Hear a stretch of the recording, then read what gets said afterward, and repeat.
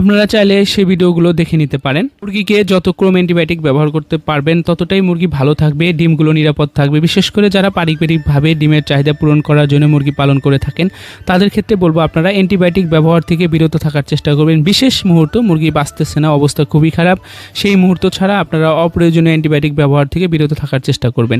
এখন কথা হচ্ছে অ্যান্টিবায়োটিক যেহেতু ব্যবহার করব না, মুরগি ভালো রাখতে গেলে, মুরগির সমস্যা হলে কি ব্যবহার করব সেখানে আমি বলবো আপনারা স্ক্রিনে দেখতেছেন কাঁচা হলুদ অথবা গুঁড়ো হলুদ, যে হলুদই হোক না কেন আপনারা প্রত্যেক মাসে 3 বার করে খাওয়া যাওয়ার চেষ্টা করবেন। এটা পানির সাথে দিতে পারেন অথবা খাবারের সাথে দিতে পারেন। যদি খাবারের সাথে দেন তাহলে প্রতি কেজি খাবারের জন্য 2 গ্রাম করে আপনারা দিয়ে দেবেন। এতে করে দেখবেন আপনার মুরগির রোগ প্রতিরোধ ক্ষমতা বৃদ্ধি পাবে, সেই সাথে মুরগি আলাদা একটি শক্তি পাবে।